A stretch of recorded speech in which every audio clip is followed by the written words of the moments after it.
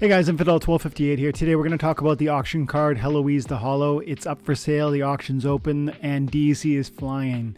And so I want to talk to you about where the prices have gone in the early minutes of its being launched, but then I also want to talk about where I think the prices will land, and specifically one fundamental consideration that I don't think anyone has really looked at as to what will drive these sales. I think this is going to be important for us to understand the valuation and the hidden price within this amazing new card. So if that sounds interesting, stick around. Let's get into it.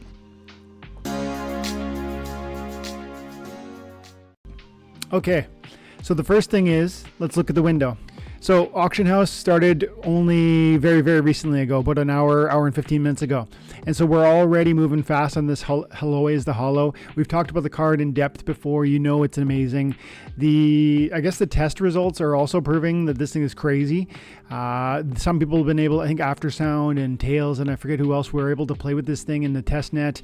And there was like ghost card tournament that was allowed to happen, and this was included. So people have seen it, they've used it, and it's effective. This thing deletes, and it's these new synergies: Spite being 100% chance to counterattack when you die, and Soul Siphon being a resurrect, essentially, that's repeatable so long as you have allies in your team that are not wearied.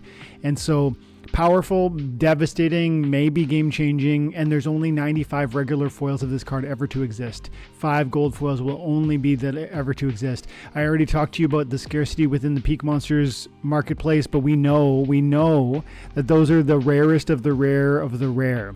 They're the closest thing from the closest thing from any card in the Splinterlands game in terms of scarcity is Shinlo, Mighty Drick, and Prince Julian. The availabilities on these cards are ridiculous. There's only ever 83 cards of this, or rather there's only 83 cards of Prince Julian remaining, 913 BCX, which is about 100 less than Heloise the Hollow, and there's about 12 less total cards from the Prince Julian. Mighty Dricken has 89 total cards with 980 BCX, and Shinlo has 221 BCX with 87 cards. These are ridiculous numbers, and of course these are crazy scarce cards. They are the only 3 cards that are more scarce than Heloise the Hollow, and so clearly this card demands and should command a significant price point. What are the auctions showing us? Well, we've already seen VetV jump out with a big 800,000 DEC in the first hour bid on this card. We have nearly 24 more hours to go, and there will be sniping at the end of this thing, right? So we can predict that this number will go up at least some. I don't think we're gonna double that, but I do think we're gonna see significant growth in there. I previously said that probably on average these will sell for around $1,000. I was thinking really $1 million DEC. That might seem ludicrous, and yet we just talked about the scarcity. We just talked about the impact from its, the impact on the battle and the mechanics and the meta. But there's one more piece I want to share with you here in a minute. As we look first at the view bid history, we can see that there's been people are wondering how many whales are interested, how many people are going to be taking a bite. This is the first day, this might be unique in the sense that more people will be attracted to the first one than they might be to the second one or the fifth, for that matter. But it's interesting to note that there are a variety of names in here. 1, 2, 3, 4, 5, 6, 7 different bidders across an hour, and we've moved quickly, up to 800,000. As you can see, I saw people in chat talking about, Bulldog. He previously sold a bunch of his assets. Why would he be bidding on this? And I think, interestingly, like if you're throwing 300,000 at this card, you're not really even bidding. You're just putting your name out there and hoping that it might stick. There's no harm in that, and good on him to try and take a stab because he had the DEC and might as well. But clearly this card, there is an audience of people that say it's worth well more than that. And here's one last thing. It'll be a relatively short video, but I want to point to 2 more things actually.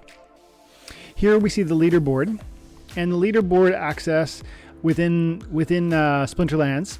You have access within the wild. You have access to a certain leaderboard, and within the modern, you have a different access to a different leaderboard. And the leaderboard in wild is paying 200,000. And there's some names here that would be able to enjoy that card that are on that list, right? And then we look at modern, and we have a different list of individuals: Lorcus, Housewife, VetV.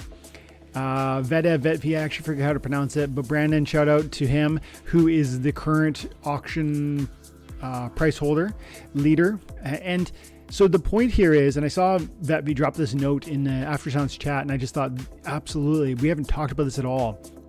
We talked about scarcity, we talked about utility, we haven't talked about the financial payoff that comes from having this amazing card. If it's let's say you could get this for 800,000 DC, and I don't think you will. But even if you pay $1 million, is it possible that this card will transform your opportunity on the leaderboard? And Vedev, Brandon having access to a deck that is already amazing, and then to have this one card that is literally only 95 copies of them, regular foil, 5 BCEX of gold. You're going to distinguish yourself. There will be only, at most, there are 99 other accounts that are going to have that equipment, have that tool in their tool belt.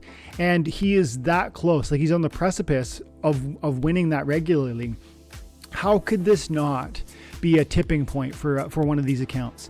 And so as we talk about the people that might be interested in this amazing card, we have to remember that, Leaderboard Rewards themselves will form a significant incentive toward players who are already interested. When we talk about who's the whale that are going to want to pay the money to get this Heloise the Hollow card, who are the ones that are going to be interested? Well, it's an amazing card, and it's scarce, and it literally pays for itself. If you're already on that precipice of victory for leaderboards, if you're fighting in that leaderboard race every single season, this sort of asset is a huge acquisition, and it may just pay for itself. And I think that's Brandon's theory. If you win 4 leaderboards because you have this card and it sets you apart from 10 of those, 5 or 10 of your main competitors, that will be an edge. Is it enough of an edge to give you the reigning, the champ, make you the reigning champ that just can't be pulled down? Well, your competitors have the opportunity to buy one of the other ones, and there's 99 other copies. My point is, 99 is not a lot, and yet if we look at demand for this card and we look not just at investors who believe in this game long term, not just players who like this game, but people who are looking for ROI within Splinterlands, and recognizing that there are people that fight in that realm looking for those leaderboard returns every single season. Every 2 weeks these are paid out, and it's not just modern, but it's wild as well. We start to begin to understand that the people that should be interested is probably a deeper pool than some might otherwise suggest. Even if we look at the leaderboard angle, I think that adds at least 10, 20 new names that we probably wouldn't have thought about or wouldn't have expected to be competing for Heloise the Hollow. It probably gives us certain key names and people to follow and to track. These people, I imagine, would love to see that on their team. Would they be willing to spend $1 million DEC? Would that separate them in a massive way? And would that win some leaderboard titles for them? If so, the card may just pay for itself. That's the interesting conversation today. I'm actually wondering how much you think that will be accurate, or how much you think that'll impact the price point. I'm pretty convinced that makes sense. What do you think? Let me know in the comments below. Have an amazing day. God bless.